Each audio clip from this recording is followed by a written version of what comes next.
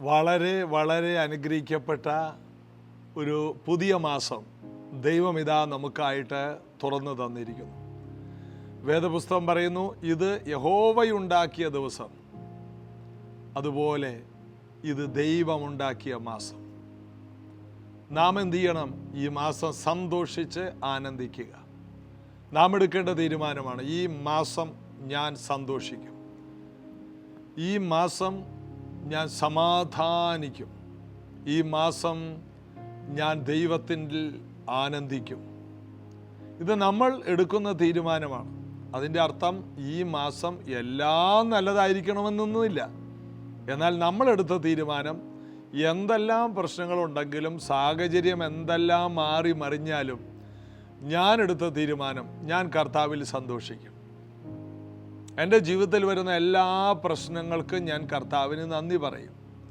എൻ്റെ ജീവിതത്തിൽ വന്ന ഓരോ പ്രശ്നത്തിനും, വരുന്ന പ്രശ്നത്തിനും, വന്നുകൊണ്ടിരിക്കുന്ന വിഷയത്തിനും ഞാൻ ദൈവത്തെ സ്തുതിക്കും.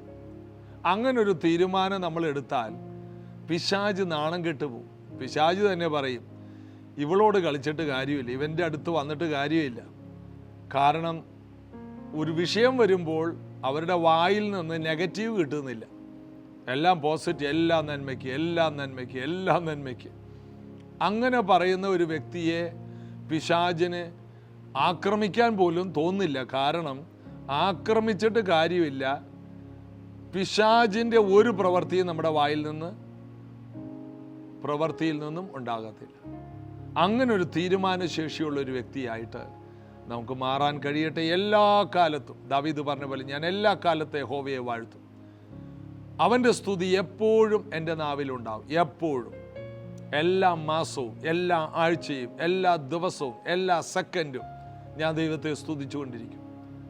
എൻ്റെ വായിൽ സ്തുതി മാത്രമാണ്. Thanks giving. നന്ദി കർത്താവേ, നന്ദി കർത്താവേ, എനിക്ക് തന്ന ഓരോ മാസത്തിനായിട്ട് നന്ദി, ഫെബ്രുവരി മാസത്തിനായിട്ട് നന്ദി, അങ്ങ് തരുന്ന ഓരോ ദിവസത്തിനായിട്ട് നന്ദി, അങ്ങ് തരുന്ന ആരോഗ്യത്തിനായി നന്ദി, അങ്ങ് എനിക്ക് അനുവദിച്ച ഈ വേദനയ്ക്കായിട്ട് നന്ദി എന്ന് പറഞ്ഞ് ദൈവത്തിന് നന്ദി പറ. എല്ലാ കാര്യത്തിലും ദൈവത്തിനൊരു ഉദ്ദേശമുണ്ട്. എല്ലാ പ്രശ്നങ്ങളും, ദൈവ പൈതലിന് വരുന്ന എല്ലാ പ്രശ്നത്തിലും ദൈവത്തിനൊരു വലിയ പദ്ധതിയുണ്ട്. ഇങ്ങനൊരു ബോധത്തിൽ നമുക്ക് ജീവിക്കാം. ഈ മാസത്തെ നമുക്ക് ആഘോഷമാക്കാം. പാടി നമുക്ക് യേശുവിനെ മഹത്വപ്പെടുത്താം. എൻ്റെ യേശുവേ, എൻ്റെ കർത്തനെ, നീ എന്നും എന്നോഹരി. എൻ്റെ യേശുവേ, എൻ്റെ ദൈവമേ, നീ എന്നും എന്നുപനിധി. എൻ്റെ യേശുവേ, എൻ്റെ കർത്തനെ, നീ എന്നും എന്നോഹരി. എൻ്റെ യേശുവേ, എൻ്റെ ദൈവമേ, നീ എന്നും എന്നുപനിധി. നീ എൻ വിശ്വാസം, നീ എൻ പ്രത്യാശ, നിൻ കൃപ എനിക്കു മതി. നിന്നിൽ ആശ്വാസം, നിന്നിൽ സന്തോഷം, നിൻ കരുതൽ എനിക്കു മതി. ആരാധന യേശുനാഥ. ഹല്ലേലൂയ പാടിടും എന്നെന്നും ഞാൻ.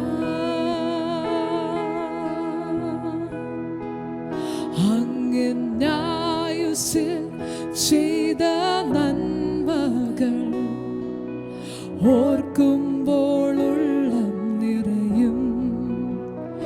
എന്നെ നടത്തിയ വഴികളതോർക്കുമ്പോൾ നന്ദിയാൽ ഞാൻ പാടിടും. അങ്ങനായുസ്സിൽ ചെയ്ത ഓർക്കുമ്പോൾ ഉള്ളം നിറയും. എന്നെ നടത്തിയ വഴികളോർക്കുമ്പോൾ നന്ദിയാൽ ഞാൻ പാടിടും. നീ എൻ വിശ്വാസം, നീ എൻ പ്രത്യാശ, നിൻ കൃപ എനിക്കു മതി. നിന്നിൽ ആശ്വാസം, നിന്നിൽ സന്തോഷം, നിൻ കരുതൽ എനിക്കു മതി. നീ എൻ വിശ്വാസം, നീ എൻ വിശ്വാസം, നീ എൻ പ്രത്യാശ, നിൻ കൃപ എനിക്കു മതി. നിന്നിൽ ആശ്വാസം, നിന്നിൽ സന്തോഷം, നിൻ കരുതൽ എനിക്കു മതി. ആരാധന യേശുനാഥാ. ഹല്ലേലൂയ പാടിടും ഇന്നെന്നും ഞാൻ. എന്നെ കാക്കുവാൻ, എന്നെ കരുതുവാൻ നീ എന്നും ശക്തനല്ലോ. എൻ്റെ ജീവിത വഴികളതെന്നെന്നും നിന്നുള്ളം കയ്യിലല്ലോ. എന്നെ കാക്കുവാൻ, എന്നെ കരുതുവാൻ നീ എന്നും ശക്തനല്ലോ. എൻ്റെ ജീവിത വഴികളതെന്നെന്നും നിന്നുള്ളം കയ്യിലല്ലോ. നീ എൻ വിശ്വാസം, നീ എൻ പ്രത്യാശ, നിൻ കൃപ എനിക്കു മതി. നിന്നിൽ ആശ്വാസം, നിന്നിൽ സന്തോഷം, നിൻ കരുതൽ എനിക്കു മതി. നീ എൻ വിശ്വാസം, നീ എൻ പ്രത്യാശ, നിൻ കൃപ എനിക്കു മതി. നിന്നിൽ ആശ്വാസം, നിന്നിൽ സന്തോഷം, നിൻ കരുതൽ എനിക്കു മതി. ആരാധന യേശുനാഥാ. ഹല്ലേലൂയ പാടിടും എന്നെന്നും ഞാൻ. ഹല്ലേലൂയ പാടിടും എന്നെന്നും ഞാൻ.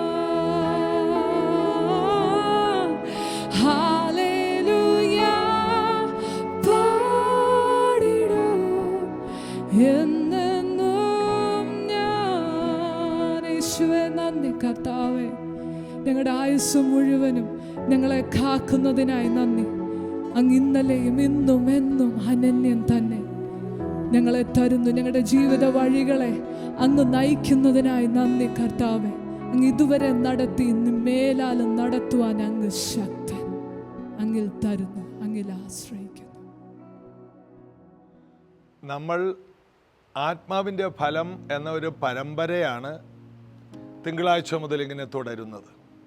പുതിയ മാസത്തിലും നമ്മൾ അതിലൂടെ മുന്നോട്ട് പോവുകയാണ്. 9 ഫലങ്ങളെക്കുറിച്ച് ഓരോ ദിവസമായിട്ട് നമ്മൾ ചിന്തിക്കുകയാണ്. വിശദീകരിക്കാൻ ഒത്തിരി ഉണ്ടെങ്കിലും സമയം ചുരുക്കവും.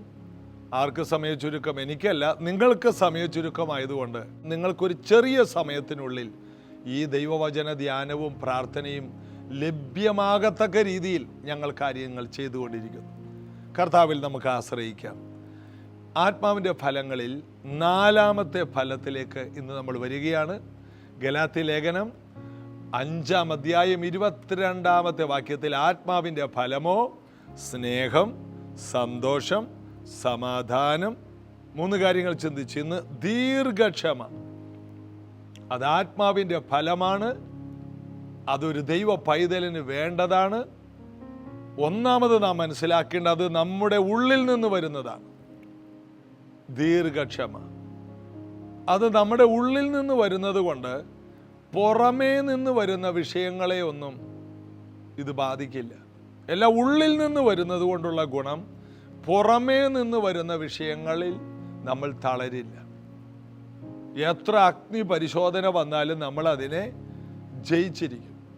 അതിനുള്ള ദൈവകൃപ നമ്മുടെ മേൽ ദൈവം പകർന്നു തന്നിട്ടുണ്ട്. അപ്പോൾ ദീർഘക്ഷമ എന്നുള്ളത് ഒരു വലിയ ദൈവകൃപയാണ്. ചില വാക്യങ്ങൾ നമുക്കതിനുള്ള ബന്ധത്തിൽ വായിക്കണം. അതിൽ ഒന്നാമത് ഇതാണ്, റോമാലേഖനത്തിൽ നമ്മൾ കാണുന്നത്. റോമാലേഖനം 5-ാമത്തെ വാക്യം. അതുതന്നെയല്ല, കഷ്ടത സഹിഷ്ണുതയെയും സഹിഷ്ണുത സിദ്ധതയെയും സിദ്ധത പ്രത്യാശയെ ഉളവാക്കുന്നു. അപ്പൊ കഷ്ടത നമുക്ക് സഹിഷ്ണുത തരും. സഹിഷ്ണുതയാണ് നമ്മെ കൊള്ളാകുന്നവരാക്കി മാറ്റുന്നത്.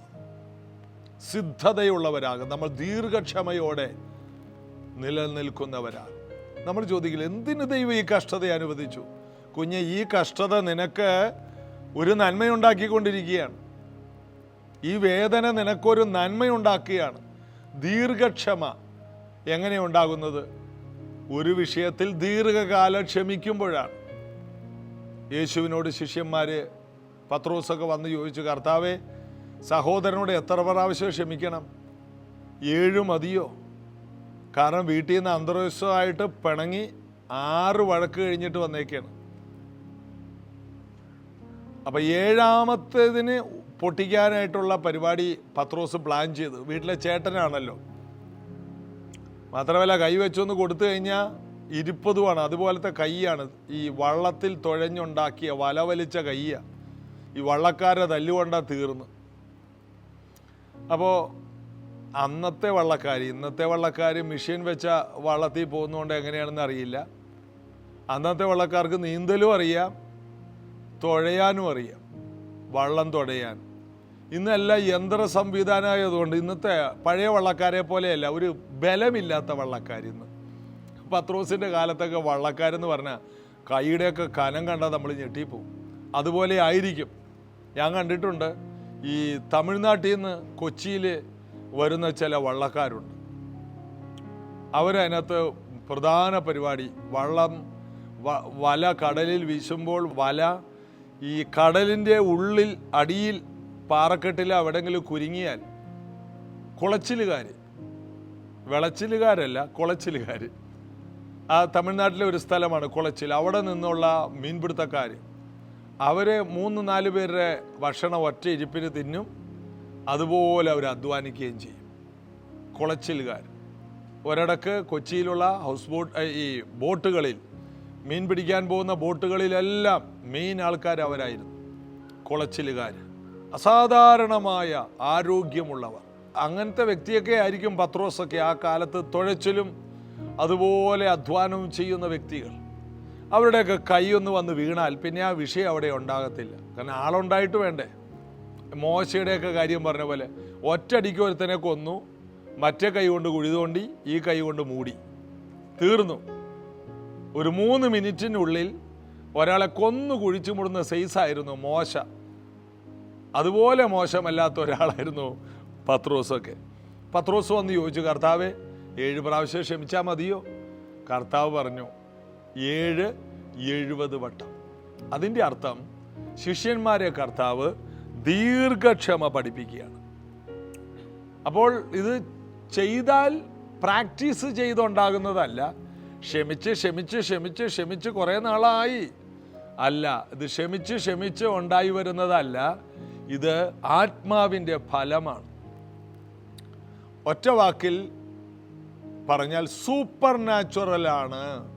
ഇത് മാനുഷികമായ ക്ഷമയല്ല, ഇത് ദൈവത്താൽ ഉണ്ടായി വരുന്ന ക്ഷമയാണ്. ക്ഷമിക്കാനുള്ള ശേഷിയുണ്ട്.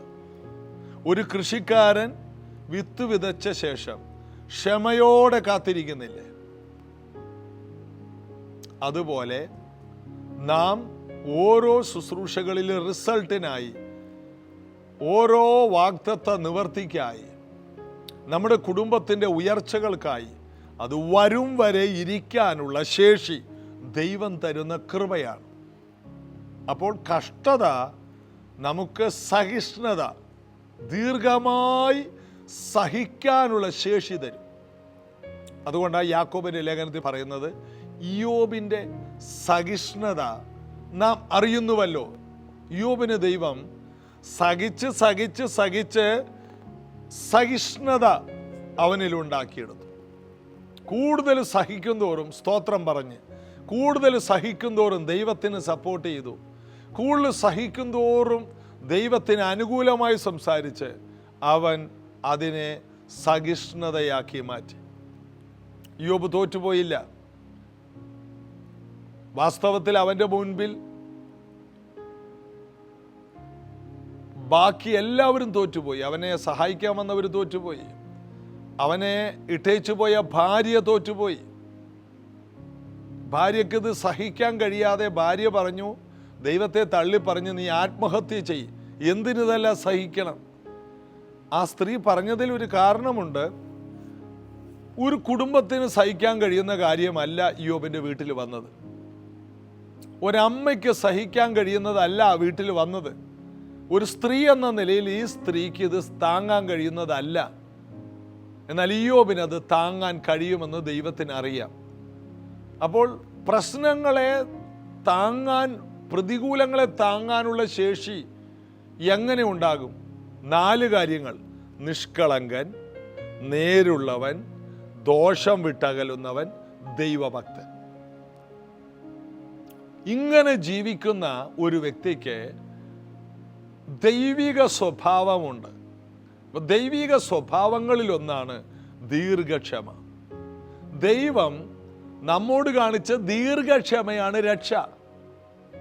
രക്ഷിക്കപ്പെട്ട ഞാൻ, രക്ഷിക്കപ്പെട്ട ശേഷം, സുവിശേഷ വേലക്കിറങ്ങിയ ശേഷം ഞാൻ ദൈവത്തിനെതിരെ ചെയ്ത കാര്യങ്ങൾ, അലസതകൾ, അത് മാത്രം ദൈവം ഓർത്താൽ എന്നെ എന്നേ എടുത്തു കളയേണ്ടതാണ്. നിങ്ങളുടെ കാര്യവും പറയണ്ടല്ലോ. നമ്മളെല്ലാം നല്ലവരായതുകൊണ്ട് ആയിരിക്കുന്നതല്ല, ദൈവത്തിൻ്റെ ദീർഘക്ഷമയാണ് രക്ഷ എന്ന് വിചാരിക്കണം. ദൈവം നമ്മോട് ഓരോ ദിവസവും ദീർഘക്ഷമ കാണിക്കുകയാണ്. അതായത്, ഒരു തോട്ടത്തിൽ ഒരു വൃക്ഷം നിപ്പുണ്ടായിരുന്നു. അതിൽ ഫലം യജമാനൻ നോക്കുമ്പോൾ ഫലമൊന്നുമില്ല. വെട്ടിക്കളഞ്ഞേക്കാൻ പറഞ്ഞു. തോട്ടക്കാരൻ പറഞ്ഞു, 1 വർഷം കൂടി കിളച്ച് വളമിട്ട് നോക്കട്ടെ, 1 വർഷം കൂടി. ഇതാണ് നമുക്ക് കിട്ടിയ ഓഫർ. ഓരോ വർഷവും എക്സ്റ്റെൻഡ് ചെയ്ത് കിട്ടിയതാണ് എൻ്റെ കാര്യം. 1 വർഷമല്ല, വർഷങ്ങൾ. എന്നോട് നിങ്ങളോടുള്ള ബന്ധത്തിൽ ദൈവം തിരഞ്ഞെടുത്തു പോയി. കിളച്ച് വളമിട്ട് ഫലമില്ലെങ്കിലും നിർത്തിയിരിക്കുകയാണ്. 1 ദിവസം മടങ്ങി വരാൻ വേണ്ടി, 1 ദിവസം ഒരു ഉണർവിൻ്റെ ഭാഗമാകാൻ. ദീർഘക്ഷമയുള്ള ദൈവം. ദൈവത്തിൻ്റെ സ്വഭാവത്തിലൊന്നാണ് ദീർഘക്ഷമ. ദൈവം കാണിച്ച ദീർഘക്ഷമയാണ് ഇന്ന് പ്രൈസ് ജനറേഷൻ എന്ന ഒരു കൂടിവരവ് ഇന്ന് നമ്മുടെ മുൻപിലുള്ളത്. കോവിഡ് കാലം വന്നപ്പോൾ നാം മനസ്സും അടുത്ത് ഇട്ടേച്ചു പോയില്ല. വെള്ളപ്പൊക്കം വന്നു, കോവിഡ് വന്നു, എന്തെല്ലാം പ്രശ്നങ്ങളെ മലയാളക്കാരെ തരണം ചെയ്തു.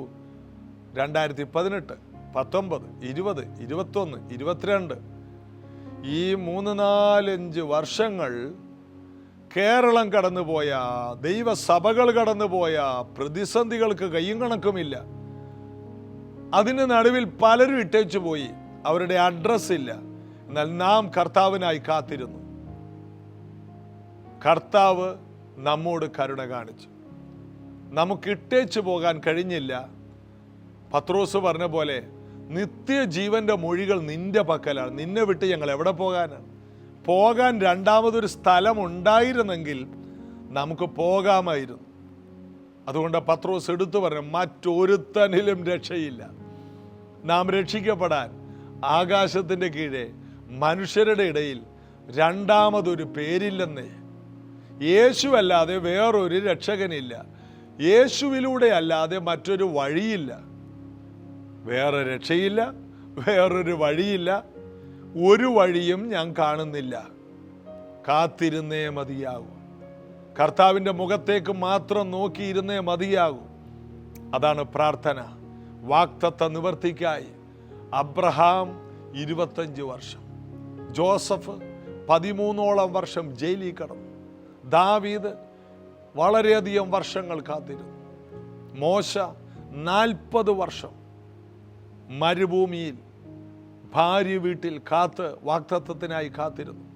ബൈബിളിൽ എല്ലാവരും കാത്തിരിക്കുന്നവരായിരുന്നു വാഗ്ദത്തങ്ങൾക്കായി, മറുപടികൾക്കായി. ആരെങ്കിലും പരാജയപ്പെട്ടതായിട്ട് കാണുന്നുണ്ടോ? ഇല്ല. കാരണം കർത്താവിനെ കാത്തിരിക്കുന്ന ആരും ലജ്ജിച്ചു പോകില്ലെന്ന് ബൈബിൾ പറയുന്നു. അവൻ്റെ മുഖത്തേക്ക് നോക്കിയവരാരും ലജ്ജിച്ചു പോയില്ല. അപ്പോൾ കണ്ണ് എടുക്കാതെ, കർത്താവിൻ്റെ മുഖത്ത് നിന്ന് ദൃഷ്ടി മാറ്റാതെ കർത്താവിൽ മാത്രം ആശ്രയം വയ്ക്കുന്നതിൻ്റെ പേരാണ് ദീർഘക്ഷമയോടെ കാത്തിരിക്കുകയാണ്. ഒരു കൃഷിക്കാരനെ പോലെ ഞാൻ ഉള്ളതെല്ലാം ദൈവത്തിൽ അർപ്പിച്ചു കഴിഞ്ഞു. ഇനി അതെല്ലാം വളർന്ന് വലിയ ഫലമായിട്ട് എനിക്ക് കിട്ടണം. ഞാൻ എൻ്റെ ദൈവത്തിന് വേണ്ടി വിശ്വാസത്തിൻ്റെ ചുവട് വെച്ചു. എനിക്ക് വലിയൊരു റിസൾട്ട് ഉണ്ടാകും. ഒരു കൃഷിക്കാരനെ പോലെ നമ്മുടെ ജീവിതത്തിൽ വലിയ പ്രതീക്ഷകളാണ് ഇതിലൂടെ ഉണ്ടാകുന്നത്. അപ്പോൾ ഇവിടെ ഇങ്ങനെയാണ് വായിക്കുന്നത്, കഷ്ടതയിൽ സഹിഷ്ണുത കാണിപ്പിൻ, പ്രാർത്ഥനയിൽ ഉറ്റിരിപ്പിൻ. അപ്പോൾ കഷ്ടതയിൽ എന്ത് കാണിക്കണം? ദീർഘക്ഷമ കാണിക്കണം. കഷ്ടതയിൽ നിന്ന് ഇറങ്ങി ഓടരുത്. ശാസിച്ചിട്ടും ഉപവസിച്ചിട്ടും കരഞ്ഞിട്ടും പ്രാർത്ഥിച്ചിട്ടും വലിയ ദൈവദാസന്മാർ തലേ കൈവച്ച് പ്രാർത്ഥിച്ചിട്ടും മാറാത്ത പ്രശ്നമാണെങ്കിൽ ഇനി അതിലൂടെ സഹിഷ്ണുതയോടെ കടന്നു പോവുക. അത് നമുക്ക് വലിയ അത്ഭുതമായി തീരും. മറ്റൊരു വാക്യം 2 കൊരിന്ത്യർ ലേഖനം 6-ാം അധ്യായത്തിൻ്റെ 3-ാം വാക്യം മുതൽ വായിക്കാം. ശുശ്രൂഷയ്ക്ക് ആക്ഷേപം വരാതിരിക്കേണ്ടതിന് ഞങ്ങൾ ഒന്നിലും ഇടർച്ചയ്ക്ക് ഹേതു കൊടുക്കാതെ സകലത്തിലും ഞങ്ങളെ തന്നെ ദൈവത്തിൻ്റെ ശുശ്രൂഷകന്മാരായി കാണിക്കുന്നു. എന്നിട്ട് പറയാണ്, ബഹുസഹിഷ്ണുത, കഷ്ടം, ബുദ്ധിമുട്ട്, സങ്കടം, തല്ല്, തടവ്, കലഹം, അധ്വാനം, ഉറക്കളിപ്പ്, പട്ടിണി, നിർമ്മലത, പരിജ്ഞാനം, ദീർഘക്ഷമ, ദയ, പരിശുദ്ധാത്മാവ്, നിർവ്യാജ സ്നേഹം, സത്യവചനം, ദൈവശക്തി എന്നിവയിലും ഇടത്തും വലത്തും നീതിയുടെ ആയുധങ്ങൾ ധരിച്ചുകൊണ്ട് മാനാപമാനങ്ങളും ദുഷ്കീർത്തികളും സൽകീർത്തികളും അനുഭവിച്ചിട്ടും ചതിയന്മാരെന്നിട്ടും സത്യവാന്മാർ. അവിടെയെല്ലാം കാണിക്കുന്നു ബഹുസഹിഷ്ണുത, ദീർഘക്ഷമ. ഇങ്ങനെ ഒത്തിരി കാര്യങ്ങൾ പൗലോസ് എടുത്തു പറയണം. ഞങ്ങൾ ക്ഷീണിച്ചു പോകുന്നില്ല. എന്തെല്ലാം പ്രശ്നങ്ങളിലൂടെയാണ് ഞങ്ങൾ പോയത്. ഞങ്ങൾക്ക് ക്ഷീണിക്കുവാൻ സാധ്യമല്ല. ഞങ്ങൾക്ക് ഓടിപ്പോകാൻ മറ്റൊന്നിലും ആശ്രയമില്ല. ഞങ്ങളുടെ ആശ്രയം ദൈവത്തിലാണ്. ഇതെല്ലാം അനുഗ്രഹമാണ്. അതാണ് അദ്ദേഹത്തിന് പറയാനുള്ളത്. ഇനി അപ്പോസ്തലന്മാരുടെ ലക്ഷണങ്ങൾ നമ്മൾ 2 കൊരിന്ത്യർ ലേഖനം 12:12 വായിക്കുന്നു. അപ്പോസ്തലന്റെ ലക്ഷണം ബൈബിളിൽ പറയുന്ന, എഫേസ്യർ 4:11 പറയുന്ന 5 വിധ ശുശ്രൂഷകർ. 5 വിധ ശുശ്രൂഷയിൽ പ്രധാനമായി പറയുന്നത് അപ്പോസ്തലൻ, സഭകൾ സ്ഥാപിക്കുന്നവൻ. പൗലോസ് പറയും, ഞാൻ അപ്പോസ്തലന്മാരിൽ ഏറ്റവും ശ്രേഷ്ഠനായി മാറി. അപ്പോസ്തലന്റെ ലക്ഷണം അവിടെ പറയുകയാണ്. അപ്പോസ്തലന്റെ ലക്ഷണങ്ങൾ പൂർണ്ണ സഹിഷ്ണുതയിലും അടയാളങ്ങളാലും അത്ഭുതങ്ങളാലും വീര്യപ്രവർത്തികളാലും നിങ്ങളുടെ ഇടയിൽ വെളിപ്പെട്ടുവല്ലോ. അതിൽ അത്ഭുതത്തെക്കാൾ അടയാളത്തെക്കാൾ മുൻപിൽ എഴുതിയിരിക്കുന്നത് എന്താ? പൂർണ്ണ സഹിഷ്ണുത. സഹിക്കുകയാണ്, ദീർഘക്ഷമ, ക്ഷമയോടെ ഇരിക്കുകയാണ്. വിഷയങ്ങൾ വന്നിട്ടും അതിൽ തന്നെ അക്ഷമരായിട്ടിരിക്കുന്ന ഒരവസ്ഥ. സഹിഷ്ണുതയും ക്ഷമയും എല്ലാം ഒരു വിഭാഗത്തിൽപ്പെട്ടതാണ്. അടുത്തൊരു വാക്യം അതിങ്ങനെയാണ് പറയുന്നത്, 2 തെസ്സലോനിക്കർ 1:4. അതുകൊണ്ട് നിങ്ങൾ സഹിക്കുന്ന സകല ഉപദ്രവങ്ങളിലും കഷ്ടങ്ങളിലുമുള്ള നിങ്ങളുടെ സഹിഷ്ണുതയും വിശ്വാസവും നിമിത്തം ഞങ്ങൾ ദൈവത്തിൻ്റെ സഭകളിൽ നിങ്ങളെ ചൊല്ലി പ്രശംസിക്കുന്നു. വിശ്വാസത്തിൻ്റെ ഒപ്പം നിൽക്കുന്ന ഒന്നാണ് ദീർഘക്ഷമ, സഹിക്കുന്നത്, ക്ഷമയോടെ സഹിക്കുന്നു.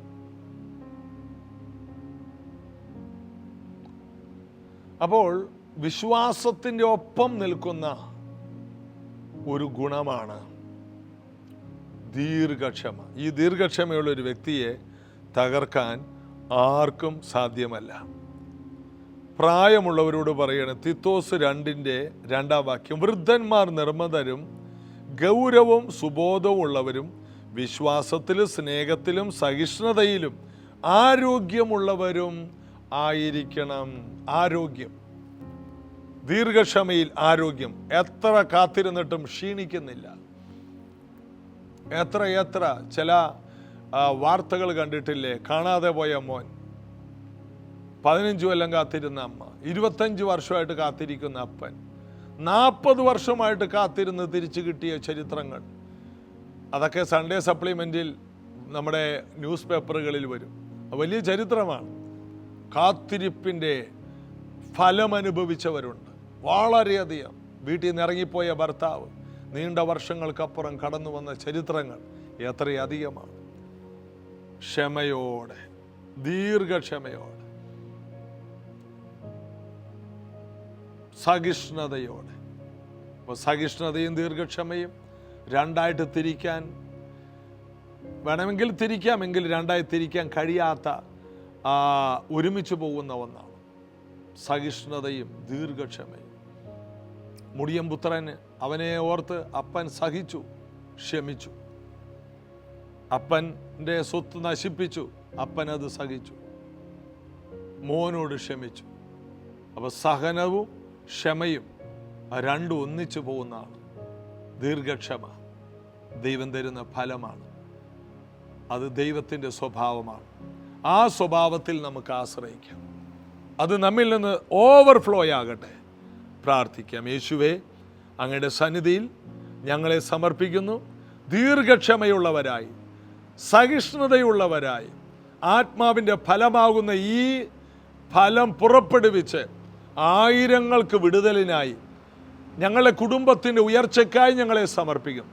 ഓരോ വ്യക്തികളെ അതിനായി ഉപയോഗിക്കണം. വലിയ ദൈവപ്രവൃത്തി ഈ വീടുകളിൽ ഉണ്ടാകട്ടെ. ഇവരുടെ വീടുകളിൽ അവർ പ്രാർത്ഥിച്ച് കാത്തിരിക്കുന്ന, സഹിഷ്ണുതയോടെ ദീർഘക്ഷമയോടെ കാത്തിരിക്കുന്ന വിഷയങ്ങളിൽ അവർ മറുപടി കാണട്ടെ. കുഞ്ഞുങ്ങളുടെ വിടുതൽ, ഭർത്താവിൻ്റെ മാനസാന്തരം, വീട്ടിലുള്ളവരുടെ വിടുതൽ എല്ലാം കാണട്ടെ. അത്ഭുതങ്ങൾ നടക്കട്ടെ. അവരുടെ ജീവിതത്തിൽ അവർ കാത്തിരിക്കുന്ന എല്ലാ നന്മകളും അവർ പ്രാപിക്കണം. അനുഗ്രഹിക്കുന്നു യേശുവിൻ നാമത്തിൽ പിതാവേ, ആമേൻ. ദൈവപ്രവൃത്തി നമ്മൾ കാണും. വലിയ അത്ഭുതങ്ങളെ കർത്താവ് നമുക്ക് വേണ്ടി ചെയ്യും. നമുക്കത് വിശ്വസിക്കാം. കർത്താവിലും കർത്താവിൻ്റെ അമിത ബലത്തിലും നമുക്ക് ശക്തിപ്പെടാൻ കഴിയട്ടെ. ഇന്ന് നമുക്ക് പ്രഭാതത്തിൽ ഒരു നല്ല ഉപവാസ പ്രാർത്ഥനയുണ്ട്. രാവിലെ 10:30 ആലപ്പുഴ പ്രൈസ് ജനറേഷൻ ചർച്ചിൽ വെച്ച് പുതിയ മാസത്തിലെ ഉപവാസ പ്രാർത്ഥന, ആദ്യത്തെ ഉപവാസ പ്രാർത്ഥനയാണ്. കഴിയുന്ന അത്രയും പേർ കടന്നു വരിക. കടന്നു വരാൻ കഴിയുന്നവരെല്ലാവരും കടന്നു വരിക. പല നാടുകളിൽ നിന്ന് അവധിക്ക് വരുന്നവരെല്ലാം പല പ്രാവശ്യവും ഇവിടെ വന്നു പോകുന്നതിൽ ഒത്തിരി നന്ദി. കർത്താവിൻ്റെ വലിയ അനുഗ്രഹം നിങ്ങൾക്കും എനിക്കും പ്രാപിക്കാൻ ഈ മാസം ദൈവം ഇടയാക്കട്ടെ. ദീർഘക്ഷമയോടെ ഈ മാസം നമ്മൾ നന്മകളെ പ്രാപിച്ചെടുക്കും. God bless you.